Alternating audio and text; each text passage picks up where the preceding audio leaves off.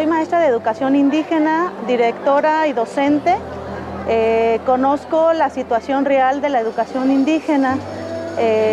Conozco también que los materiales, el currículum no está acorde a los requerimientos de los contextos indígenas. Tenemos una propuesta alternativa de educación y cultura, el cual hemos trabajado en años y queremos proponerla.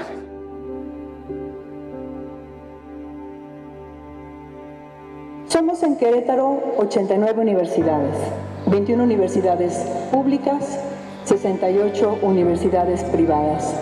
El 70% de la matrícula de estudiantes universitarios es atendida por universidades públicas. Pero las universidades públicas estamos en serios problemas presupuestales. De las 35 universidades públicas estatales de nuestro país, 10 se encuentran ya en quiebra técnica. Considero que un foro como este es indispensable, ya muestra que hay un cambio en la mentalidad de la educación o de las formas de recuperar las propuestas públicas. Ana Karina Arriaga Vázquez, vengo de la Universidad Autónoma de Querétaro. El título de mi propuesta es la alfabetización tecnológica a personas y en el caso específico estudiantes con discapacidad visual. Lo que queremos es que realmente ese apoyo que se supone que viene para educación indígena sea llegado para todos los planteles. Pienso que es una actividad pues muy importante como para toda la cuestión educativa que estamos viviendo, todas las reformas. Y pues hoy en día creo que la UAC es un órgano muy importante que puede regular y participar en estos foros para poder concientizar y desarrollar todas las propuestas y ponencias que hoy se van a presentar.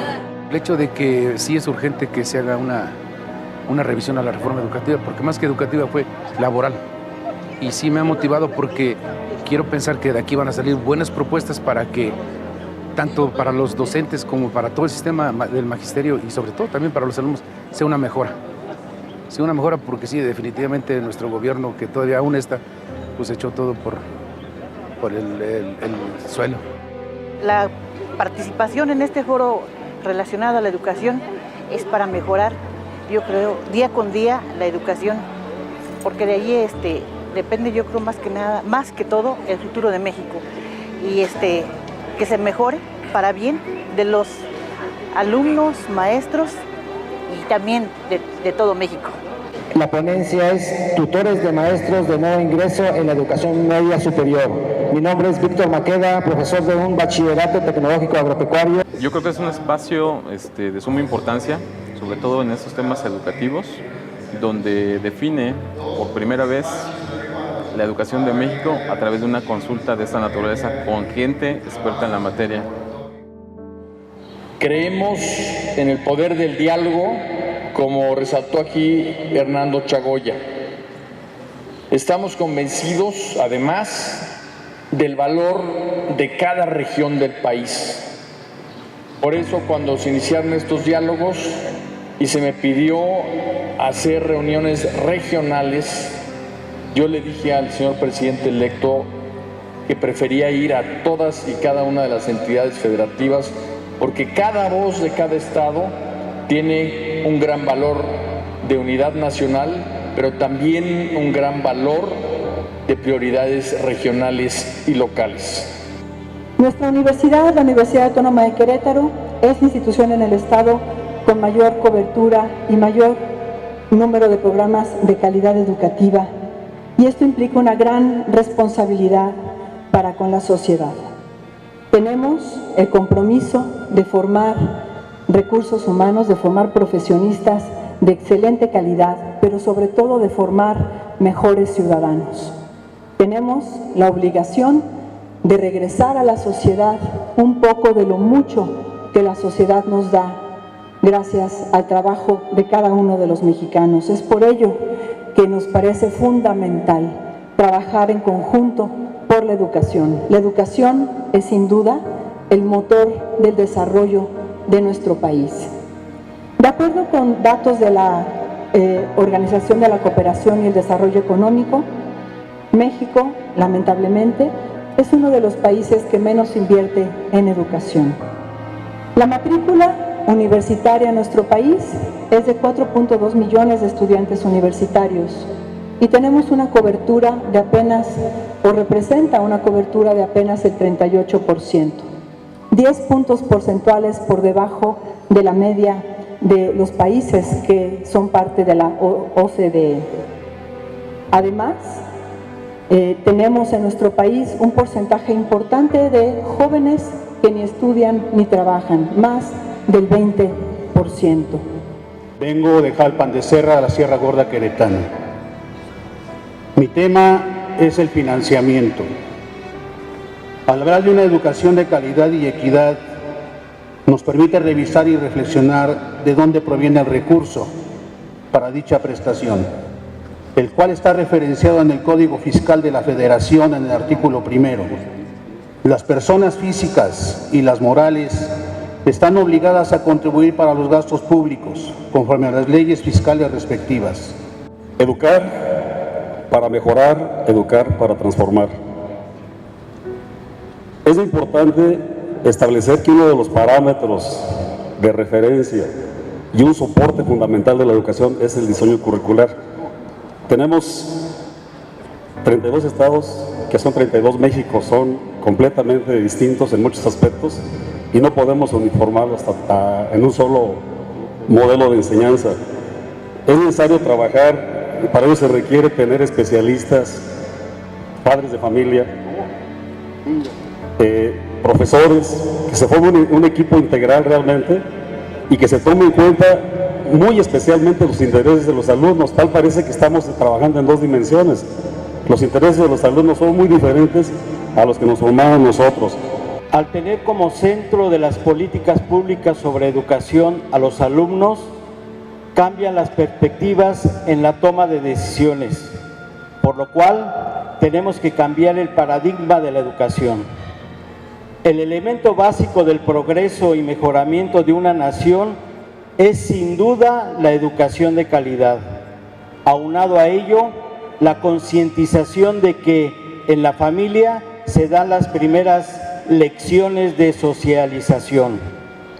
Cuando los padres de familia tengan la libertad de elegir la mejor escuela para sus hijos sin que sus carencias materiales se los impidan, las escuelas correrán a tener una educación de calidad.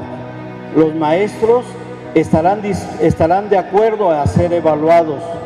Los directivos les permitirán tomar los cursos y capacitaciones para que ejerzan de la mejor manera su vocación educativa. Los centros educativos estarán en las mejores condiciones. ¿Cuáles son las principales enfermedades diagnosticadas a los docentes? Gastritis, varices en las piernas, estrés, trastornos ginecológicos, resfriados frecuentes, hipertensión arterial, enfermedades de la columna, colon irritable, depresión y disfonía o afonía. En nuestro estado, en Querétaro, somos casi 2.100.000 habitantes y de ese total contamos apenas con un poco más de 84.000 estudiantes universitarios. Una cifra muy baja. No estamos llegando a todos los rincones de Querétaro. No estamos logrando poner a disposición de nuestra juventud la educación universitaria. Y tenemos que trabajar desde la base, desde la educación básica, la educación media superior y desde luego la educación superior.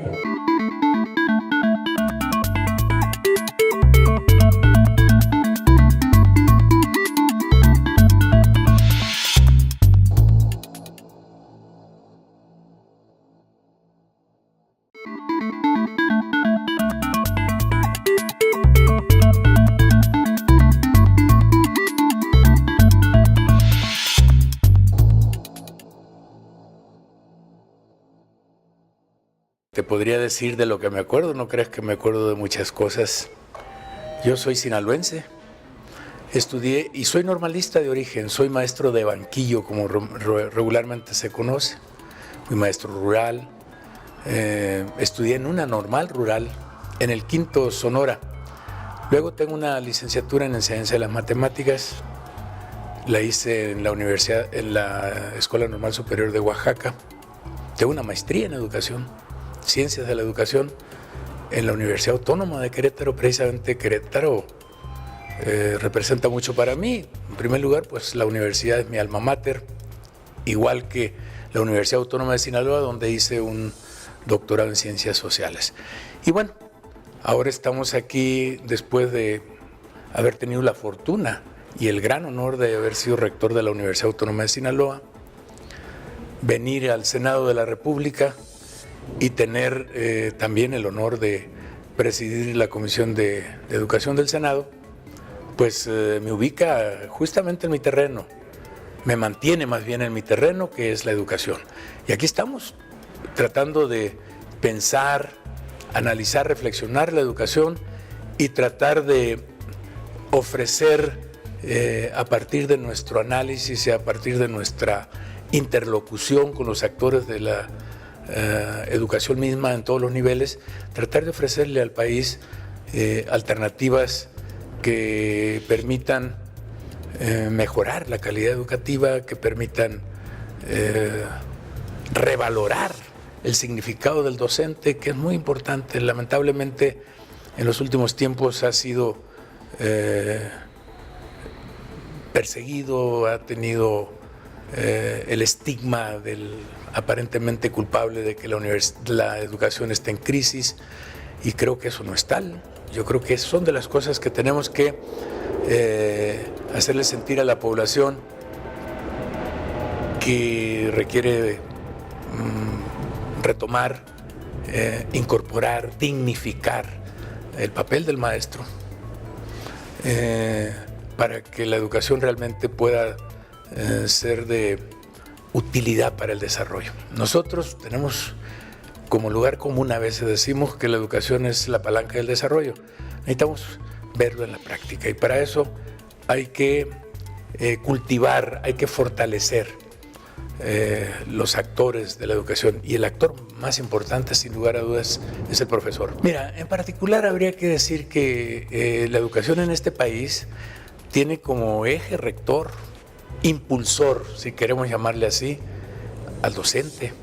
En los años 20 del siglo pasado había que alfabetizar a la población. El 80% era analfabeta.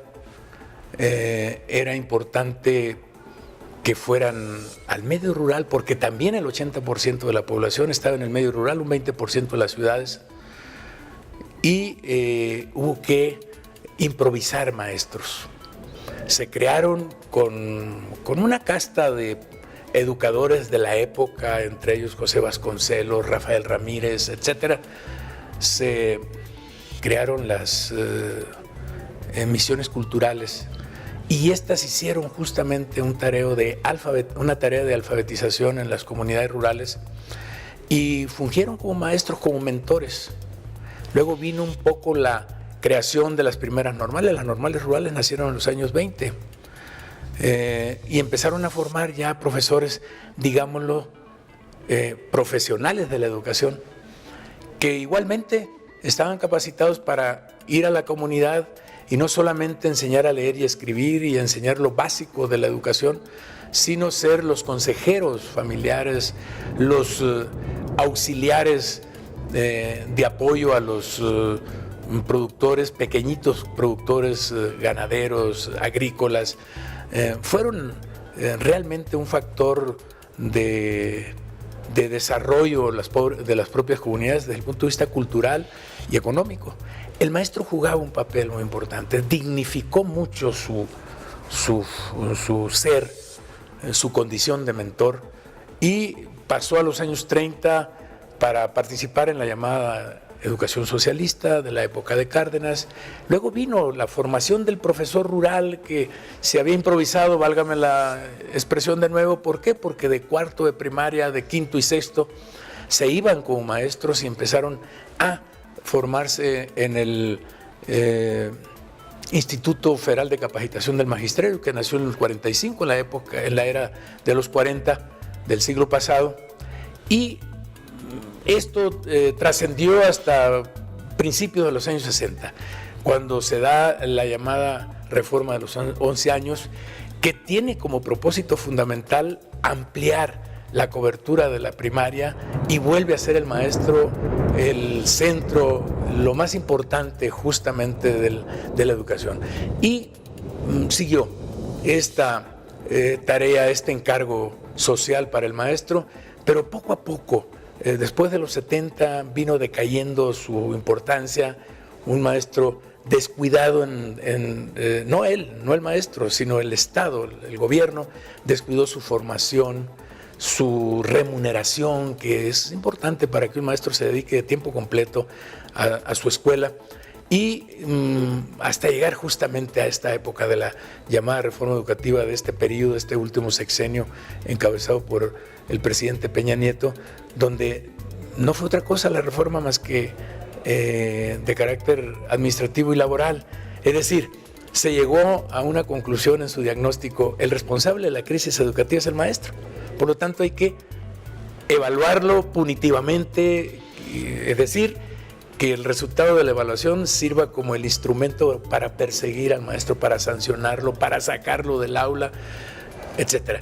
Y eso trajo como consecuencia justamente una inconformidad social muy, muy fuerte, que se manifiesta hasta hoy día, y el reclamo de que no fuera justamente ese enfoque persecutorio el que pudiera tener la sustancia de una reforma que se anunciaba como tal, que es la llamada reforma educativa. Bueno, en primer lugar, hay maestros cesados, hay maestros presos, que les han inventado cargos y que los tienen en la cárcel.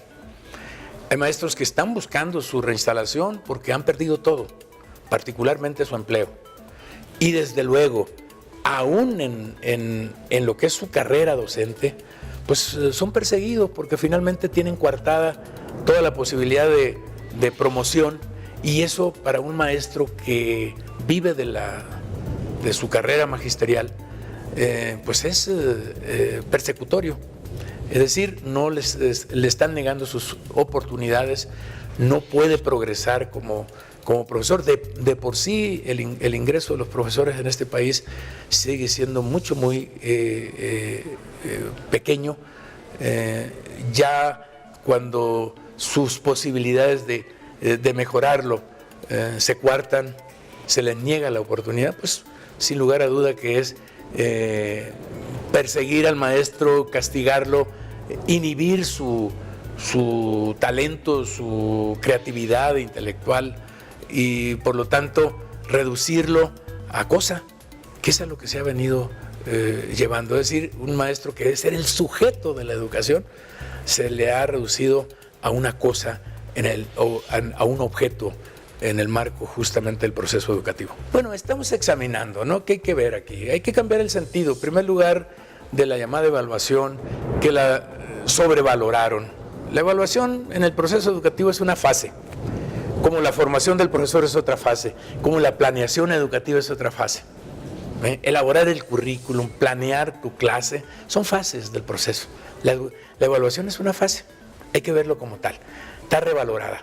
Tan revalorada está que hay un instituto constitucional autónomo, que es el INE, que se dedica a la evaluación específicamente de los docentes, y que trae como consecuencia pues una serie de tablas que lo llevan a las mediciones que en muchos de los casos concluyen en que el maestro o debe ser separado definitivamente de su empleo, debe ser enviado a un establecimiento fuera del aula, debe ser, en fin, sancionado o castigado.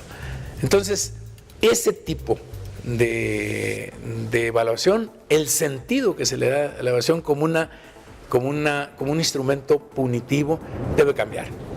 No puede ser. Quienes somos maestros formados en la educación sabemos que la evaluación debe ser objetiva, no puede ser un acto en el cual se exhiba la debilidad del examinado, ni siquiera las virtudes, porque finalmente se convierte en un evento celebrativo que no tiene razón de ser. Entonces vamos a cambiar ese sentido, y si para cambiar ese sentido hay que derogar artículos, parte de los artículos constitucionales, que es el caso del tercero constitucional, o tenemos que abrogar alguna ley, como es el caso de la ley del servicio profesional docente, pues lo vamos a hacer, por lo menos lo vamos a impulsar aquí en el Senado, y seguramente que nuestros compañeros diputados lo harán en la Cámara de Diputados. Entonces todavía estamos discutiendo con los propios actores, que son los profesores. Hoy recibimos un grupo muy importante de profesores de las secciones de aquí del Distrito Federal y del Estado de México, y tienen sus propuestas, tienen su aportación al momento de revertir una reforma que en verdad fue errática. Yo creo que por fortuna ahora somos mayoría los que venimos de la educación pública. Entendemos, vivimos las problemáticas propias de la educación pública, las carencias, las limitaciones. Sabemos cómo debemos revitalizar la educación pública. Tanto en la Cámara de Diputados como en la Cámara de Senadores, habemos gente que nos hemos formado juntamente en ese campo de la educación, el cual queremos transformar y transformar para bien. No dudo que haya senadores, que haya diputados que sus hijos los mantengan todavía en la educación privada. Nosotros no satanizamos a la educación privada. Quien tiene manera de pagar para que sus hijos estén allá, qué bien. Lo cierto es que como funcionarios públicos, como legisladores, estamos obligados a entender la realidad fundamental de la educación. El eje de la educación en nuestro país es público, por lo tanto necesitamos conocer la circunstancia de la educación pública, su trayectoria, su patrimonio, lo que existe ahora de educación pública, cuál es la base sobre la cual debemos fincar una nueva transformación de la educación para bien de nuestra niñez, de nuestros adolescentes, de nuestros jóvenes. Mira, voy a comentarte algo que recuerdo cuando fui maestro de primaria en un pueblo que se llama Carricitos, en Sinaloa. Tuve primero, tercero y cuarto. Cuando teníamos que dividir el pizarrón para darle clase al de primero, al de tercero, al de cuarto, yo tenía tercero y cuarto solamente. Luego tuve quinto y sexto. Fundé el quinto y sexto, que no lo tenía esa primaria, y recuerdo algo muy interesante. Yo tenía a un alumno chaparrito, pero que estaba totalmente inhibido como para ser parte del grupo, estaba en quinto año. Él tenía dificultad para pasar al pizarrón porque siempre los chavos le gritaban que no alcanzaba, que no podía escribir. Finalmente logré tratarlo y convencerlo. Lo que pudiera ser una suerte de esfuerzo para incorporar a un alumno con una determinada discapacidad, y que sería, hablo de hace 35, 40 años, que podría ser un esfuerzo de educación inclusiva, sin saber ni siquiera el concepto ni lo que estaba haciendo. Me parece, lo tengo muy grabado porque tan logramos que se desarrollara, que es abogado, que terminó la universidad y que se animó después de ser poco sociable, más bien temerle al grupo, tener el detalle que lo inhibía, que eso era el detalle de su pequeñez física, que no intelectual, ni emotiva, ni de ningún otro punto de vista, pero logró desarrollar. Y es abogado, es un abogado que ejerce. Bueno, la primera cosa que te comentaría es que la gente está ávida por ser escuchada, por ser tomada en cuenta. Tiene cosas que decir. El tema fundamental que nosotros debemos de impulsar es buscar que los profesores eleven su autoestima, preparándose ellos mismos, encontrando las formas de su propia formación. Y luego que ejerzan su libertad, que sean capaces de crear su propia didáctica, su propia pedagogía con la cual enseñan en el aula.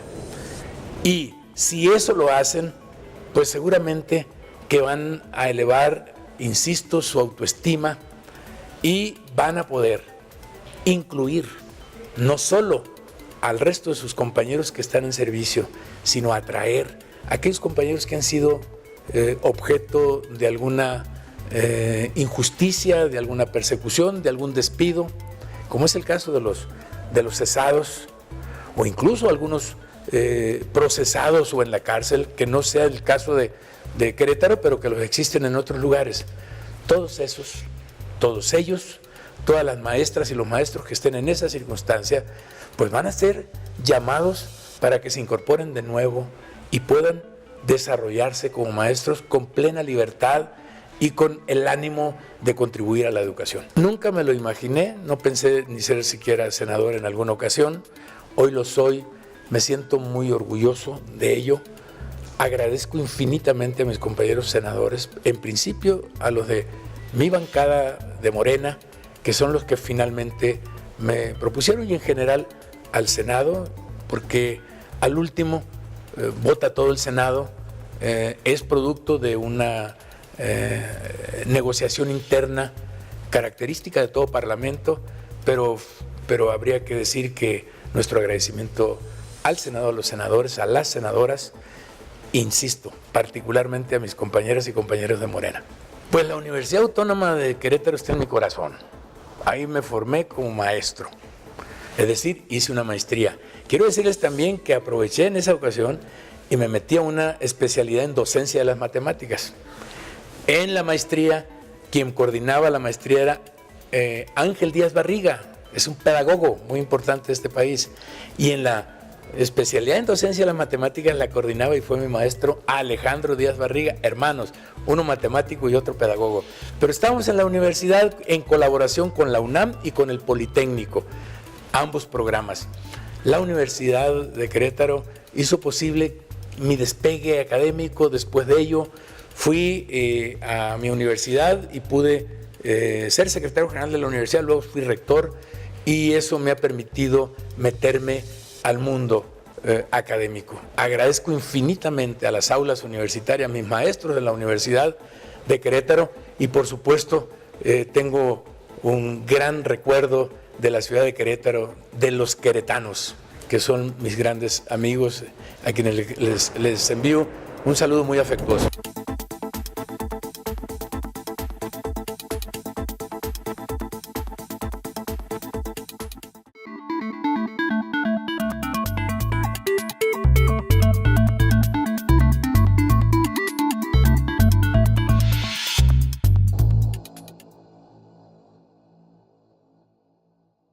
Déficit presupuestal conjunto es muy grande y se tiene que ir viendo cómo se resuelve, y tendría que resolverse por los dos lados: por el lado del ingreso de las universidades, por el lado de las aportaciones que pueda hacer el gobierno federal, pero al mismo tiempo por el lado del gasto de las universidades, que lo deben de revisar, y al mismo tiempo generar más ingresos propios, ya que las universidades tienen áreas de investigación que deben de desarrollarse cada vez más.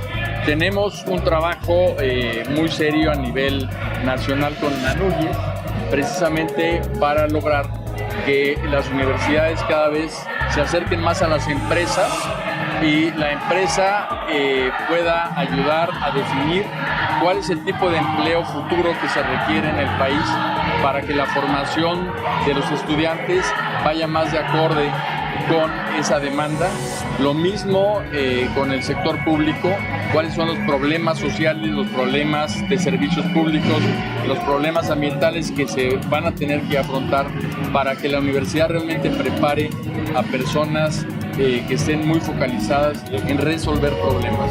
Entonces va a ser un trabajo conjunto a lo largo del sexenio para que no tengan este problema cada fin de año que los hace afrontar déficit creciente. Pues la promesa que hizo en su campaña el ahora presidente electo Andrés Manuel López Obrador, y que la dijo de manera muy clara en Guelatao, Oaxaca, fue precisamente que al revertir la reforma educativa, entonces todos los efectos que ella tuvo desde el punto de vista laboral se van a subsanar. Esto quiere decir que a partir del 1 de diciembre que entremos al gobierno, se van a revisar todos y cada uno de los casos para resolver.